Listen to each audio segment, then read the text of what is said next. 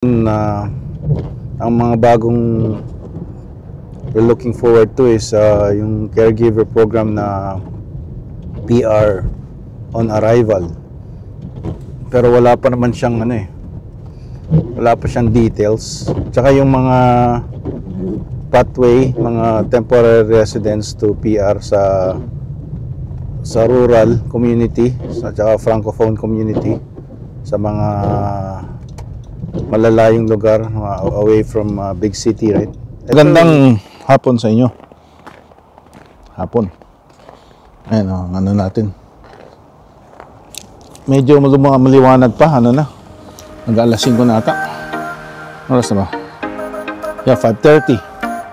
Tayo ng Walmart, bili tayo ng pagkain ng pusa.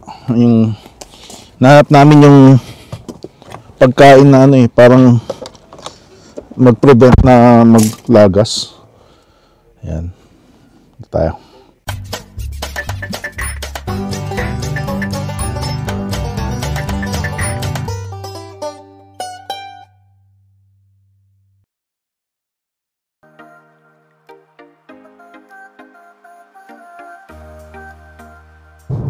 Sunset natin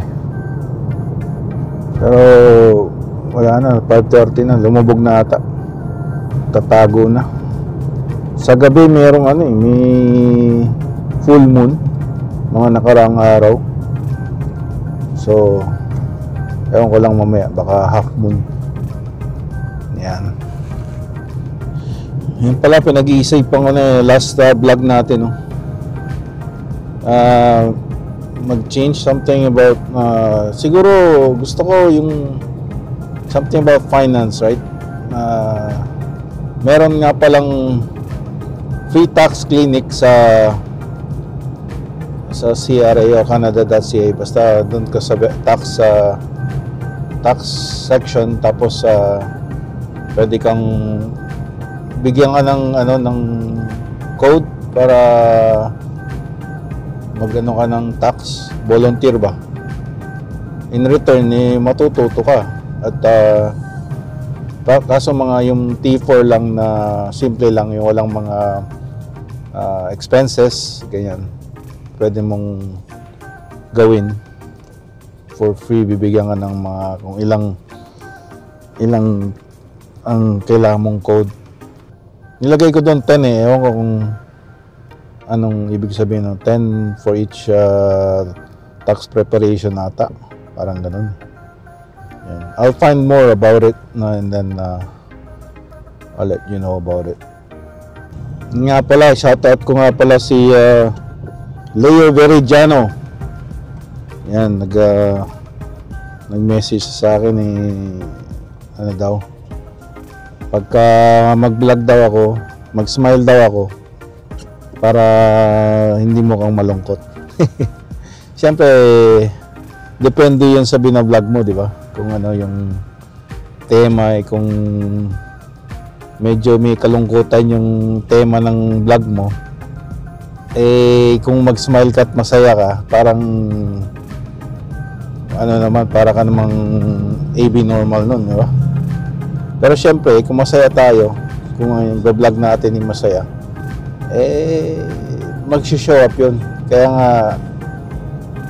kailangan authentic ka pag nag-vlog ka. Kailangan yung ano yung nasa loobin mo, kahit medyo malungkot pa yan, sabihin mo. At saka yung sa tono ng pagsasalita mo is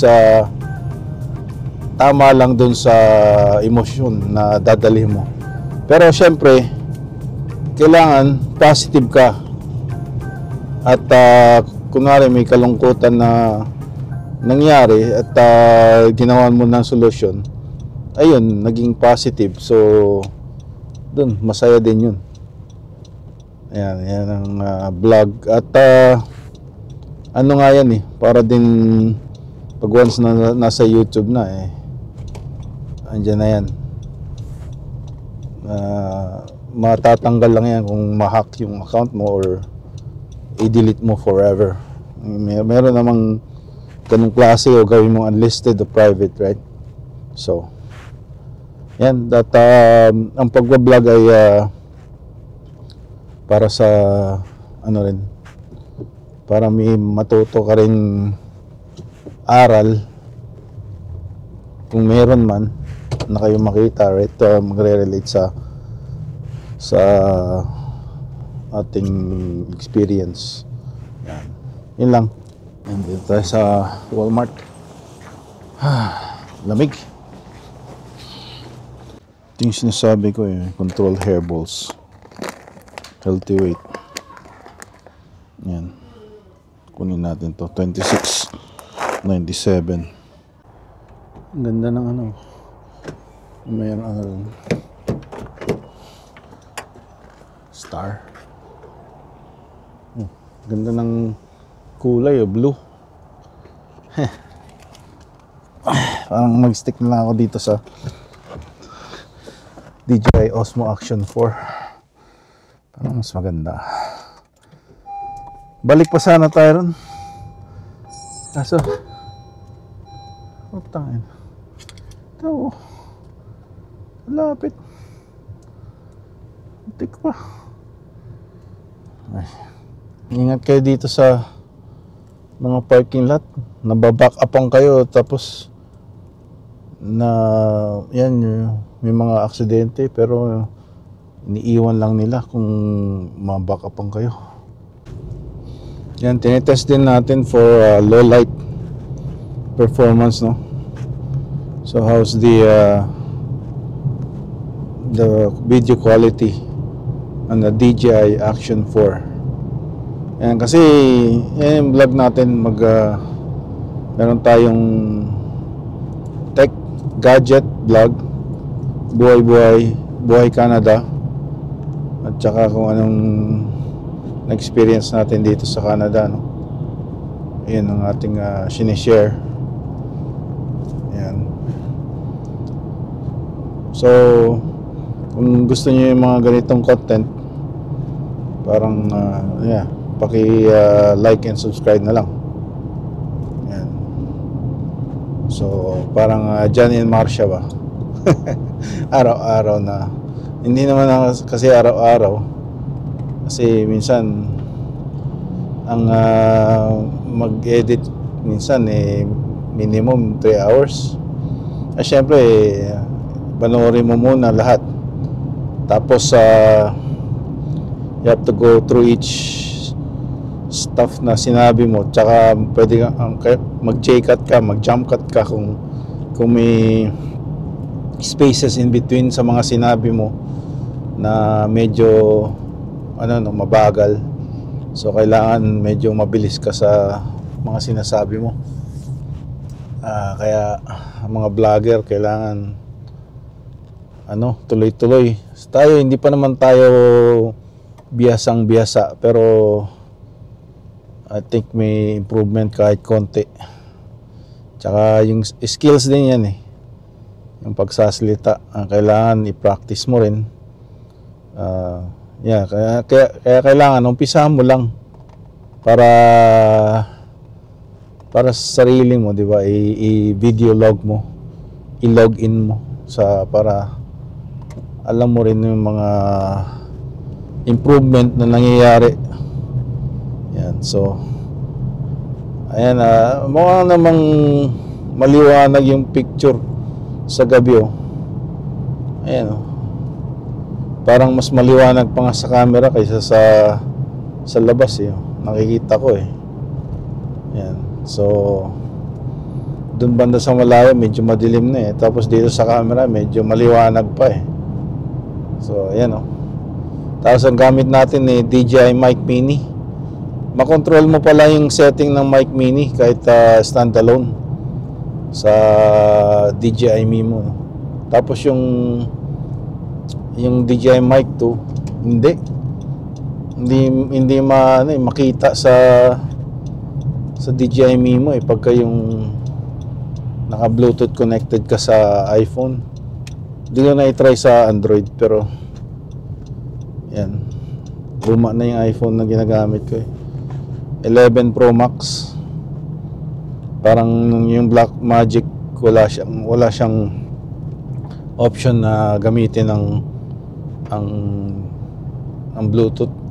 ano lang, doon lang yung sa iPhone microphone lang. Yung mga iPhone microphone nun yung mga nagsisimula pa tayo, ng unang gamit natin ang sama ng audio. Hindi mo wala masyadong volume. Ayan. Tapos nag-improve naman na habang tumatagal yung mga iPhone, hanggang iPhone Pro 14 Pro Max yan, ganda ng video, pero kailangan may different audio source ka ata like para mas maganda. Ito Bluetooth connected sa yung DJI Mic Mini, Bluetooth connected dito sa DJI Action 4. Ano naman, mahal naman ng DJI Action 4. Hinihintay ko mag-sale o kaya baka na lang pag nag-6 na, saka tayo jump over. Kasi parehas lang daw yung lens ng Action 5 Pro sa lens ng DJI Action 4. Ang kaibahan lang is OLED lang yung ginagamit, hindi LCD. At saka may parang internal storage na siya ng 47 gig I think. So on the fly pwede mo siyang gamitin na walang micro SD. Extra rin yun extra expense din yun Tapos so pwede mo na i-download na Wi-Fi 6 pa, mas mabilis kaysa sa Wi-Fi 5 I think, to download it to the app and then directly to the phone para makapag-edit sa phone. Yan. So yung mga ginagamit ko, CapCut sa phone or yung YouTube Create. Yan. So usually YouTube Create, just use that one para mas mabilis mag-select ka ng tawag nito, mga audio is you don't have to think about it kung mag-copyright kasi sila naman ang pumili na nun Ayan. The next day. Yan. Bus tayo. Naku po. Ayan na ang ating kinakatakutan. Magmamarch na. Ayan pa rin ang snow. Walang tigil. Walang tigil ang gulo. Ayan, medyo mahaba-haba yung ating panglinis. Ayan. Talagang buhay Canada.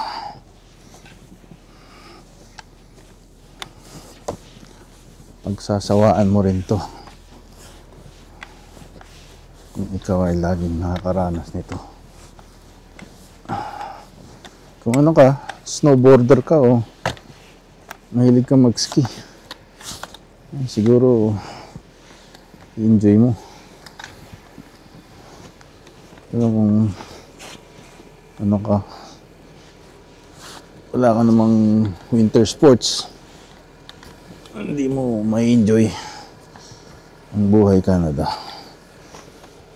Tingin ko lang tsaka sa edad mo na rin siguro ganyan.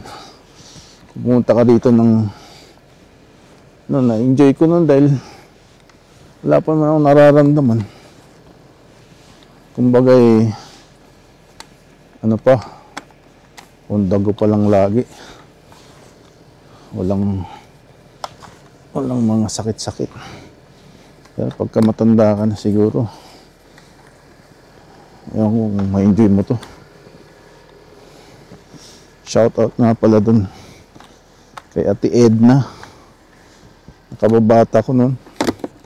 Nasa Lethbridge, Alberta pala siya. Ayan siya nag-say hi sa FB Messenger. Noong una, hindi ko matandaan pero yung mga kinikwento niya yung mga nakilala kong kababata ako nun sa sila Ronnie, sila Alan Dato. Yun, naalala ko siya. May ano daw sila, bakery. Yun sa may Palawan Street, bandang Pitugo sa Guadalupe. Yan. Ito na tayo. Yeah, this is gonna be an interesting ride, eh. Dito pa baba, oh. Winter storm. Sa east nga pala, no, 30 to 40 centimeters, no? Sa Toronto, Montreal. Yan. Dito rin, parating na naman ang snow ata, ganun din. Kaya, yan, ingat-ingat sa mga nasa Canada. Talagang challenge pagka mag-drive ka.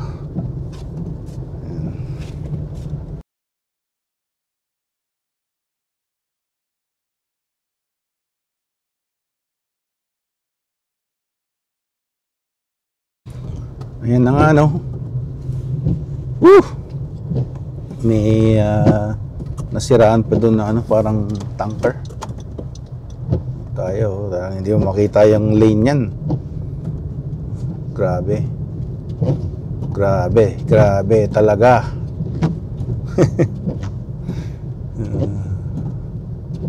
Yan ang ating Buhay Canada. 161.9 pa rin ang regular gas dito sa North BC. Buhay dito ay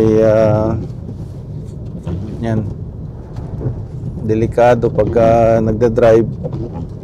Yung iba mabibilis pa rin, pati yung kanina yung pickup truck na malaki, nagpasabog pa siya ng maitim na usok. Diesel ata yun, pagka ganun. Ito yung ICBC dyan sa kaliwa, yung the driving test. Ayan.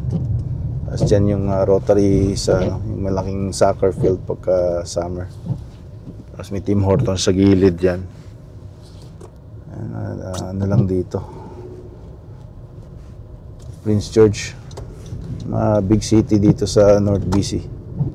But di naman siya lumalaki yung populasyon ng North BC.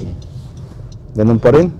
Simula ata nang dumating ako, dumami yung mga East Indian, pero yun lang siguro ang pagkakaiba. Tsaka mga Pilipino medyo dumami nung kasagsagan ng mga international student. Yan, nagtrabaho yung mga international student dito. Yung iba nga ginawang 2 full time, so napauwi na ata, nalaman na ata, dahil siyempre isang SIN lang ginagamit mo, tapos ang status mo international student ka. Ayun, ginawa niya, fill up niya yung credit cards, tapos bumatchit na siya dahil alam niya ata hindi na siya makakabalik. So ano yun, pagka na-disbarred ka na ata dito sa hindi ka na makakabalik talaga pagka ganun. Ewan ko lang kung paano i-avoid ng mga bank yun, dahil makakahiram ka ng credit card pagka international student ka, I think. Tapos yung iba nakakabili o utang ng sasakyan, international student or TFW pa sa temporary residence. Ano pa rin nata, nakakakuha pa rin sila. Yan. But it's a must. Transportation dito, I'm not saying we should not, but siyempre comes responsibility sa pagbabayad. Pagka andito ka na, Ayos. Yan, update sa ating medical leave. Still in the process. Yung salary continuance. Yung pala, no, mayroon palang part doon na fill up ko about myself. Kalimutan ko fill up, kagabi ko lang finilapan. Yung sa doktor, pinalo up ko na, na-fill upan na raw nila. Pero nag-send na yung insurance ng ano, ng letter na kailangan ko daw mag-send nun. Kaya binasa ko yung package. Hindi naman sinabi kasi ng HR na I have to fill up my part. So, yun. Ayan. Yung puting-puti na yung ano. Hanggang mamaya pa ata to eh. Hindi na ata titila to. Hingi ng ano, wiper.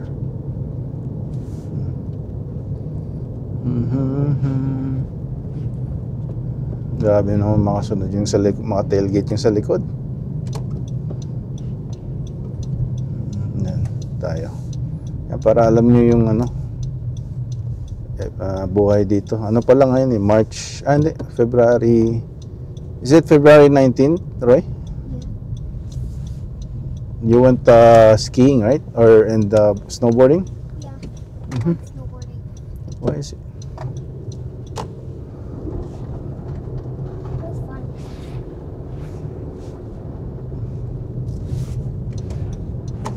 Yeah.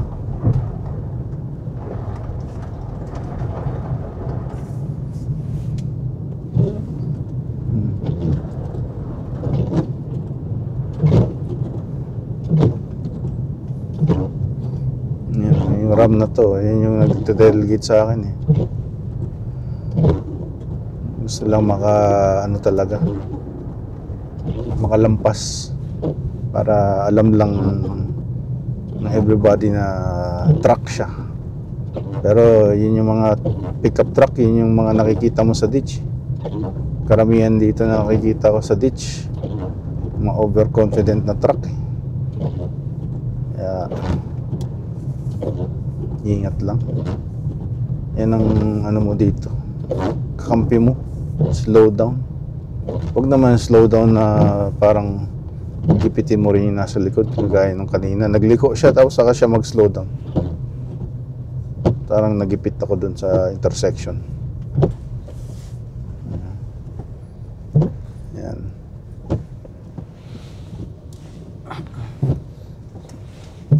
Ito pababa to. Grabe yung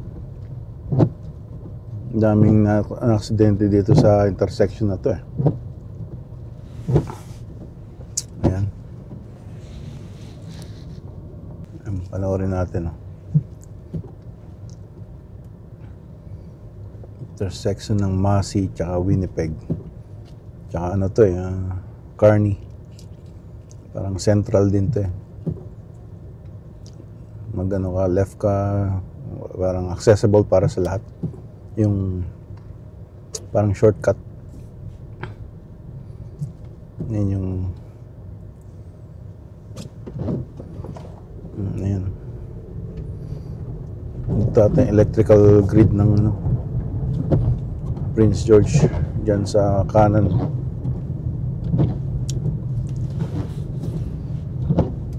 Yung electricity grid.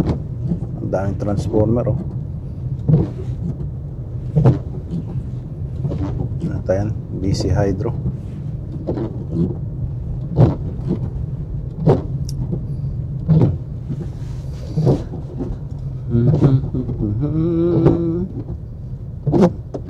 Sanayan lang.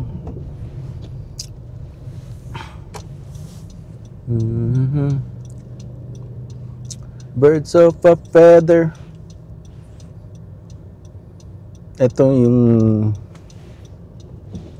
tayo no, low income housing, parang ganun yung mga puti na housing dyan.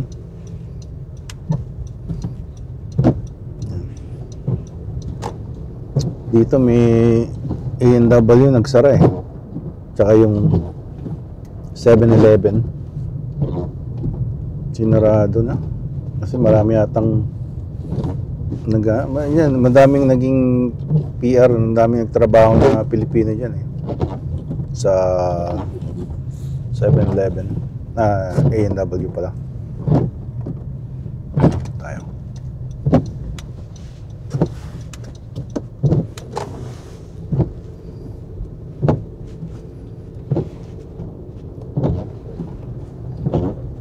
Grabe.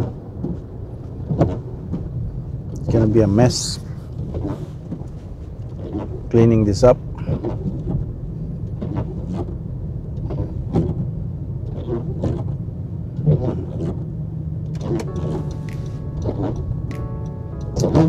Yan. Ito. Kailangan hintayin ko yung magdiretso muna ito mga to bago tayo lumiko.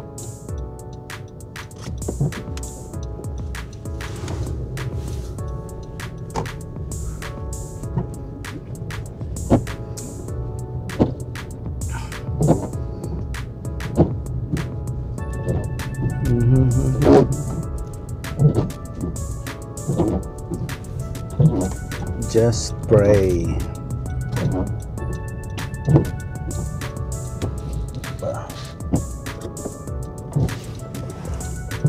So, ang daming pagbabago na sa no? Sa immigration sa Canada. Daming cut-off sa 2025 to 2027. Ngayon, ang mga bagong we're looking forward to is yung caregiver program na PR on arrival. Pero wala pa naman siyang wala pa siyang details. Tsaka yung mga pathway, mga temporary residents to PR sa rural community at saka francophone community sa mga malalayong lugar away from big city, right? Ito parang rural din to. Itong Prince George, North BC. So yan, pwede rin siguro dito yung program na yun eh. But I don't know if it's a certain province lang yun. But probably not. Have a look. Maganda rin yun. Just don't know how it works, pero yung mga pathway. Dati kasi simple lang eh. Dati nga yung mga international students hindi pwede magtrabaho. Ngayon lang yun eh, nung after or during COVID data or tapos yan, kaya Trudeau lang yun. Sa mga dating government, wala yun. Kaya nagdagsaan lahat dito, pati nga yung mga turista, di ba? Pwedeng makapag-trabaho as long na nandito ka tapos may nag-offer sa'yo ng lamia. Kaya ang daming naabusadong employer na papupuntahin dito, magbabayad ng napakalaking pera. Tapos yung binayad nila kunwari yun yung sweldo. Pero wala namang trabaho talaga. Andun lang sila nakahintay hanggang sa mag-lapse yung binayad nila. Tapos pwede na sila mag-apply, may points na ata yun for permanent residence. Yun, tinanggal na yun. Kaya ang daming employer din, yun yung mga bad actors na sinasabi ng liberal government, no? Like bad actors nga yung mga yun, pero but they're the ones that initiated the program, so it's their fault, right? It's not the employers. I mean, nakahanap ng loopholes yung mga employers na yun, but you know, they're also responsible for that. But hindi naman dapat fully responsible yun dahil yung ngayon tinutugis nila ang mga bad actors daw sila tong nauna. So yun lang. Ayan no, yung bad actors daw ng sinasabi ng gobyerno is yung mga employer na nag-hire na turista na pumunta rito at or nandito inside, and they're blaming them, but it's actually not tourists' fault, kundi yung nag-instigate ng program na yon, which is the Liberal government of Canada. Yan, hanggang dito na lang muna at see you next vlog.